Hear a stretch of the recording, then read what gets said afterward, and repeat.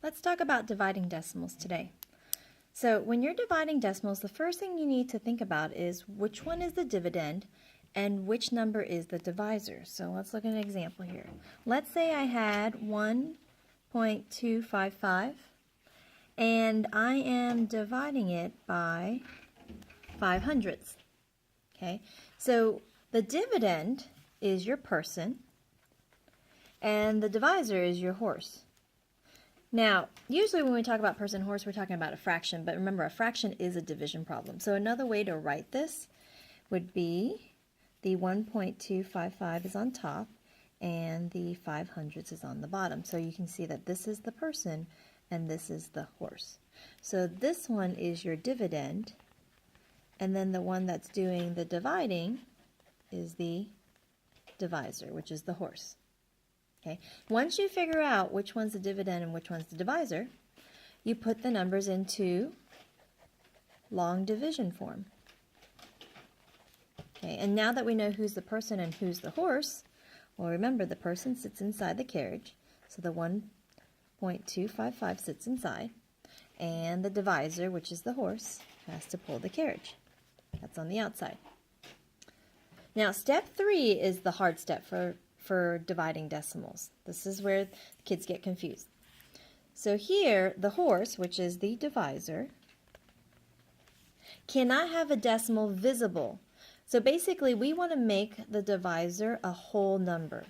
So how do we move, where do we move the decimal so it becomes a whole number and where it's out of sight?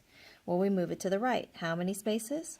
2, because if we move the decimal behind the 5, it's invisible. It's 5 holes now. And then we have to do the same thing to the dividend, right? So if we move the decimal 2 spaces in the divisor, we're going to have to move the decimal 2 spaces in the dividend as well.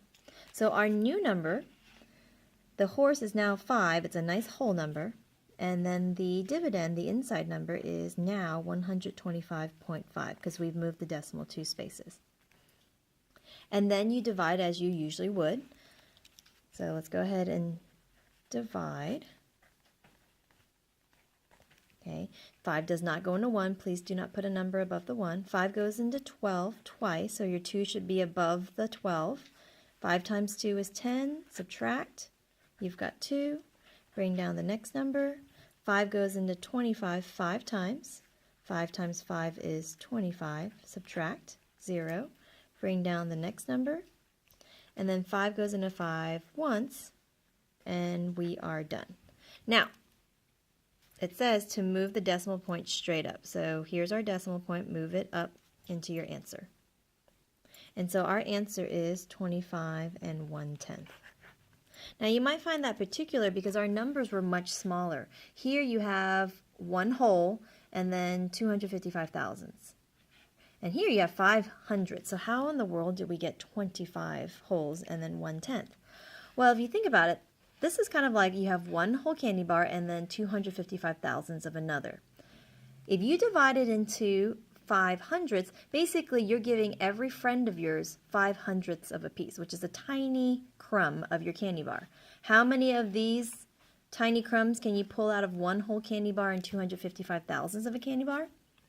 About 25. So if you were going to give each friend 5/100 of your candy bar, because you're splitting your candy bar into 5/100, you would be able to give about 25 friends a piece of your candy bar. So that is why when we divide decimals, sometimes you end up getting a larger amount because you're trying to figure out how many of these can we pull out of this number, right?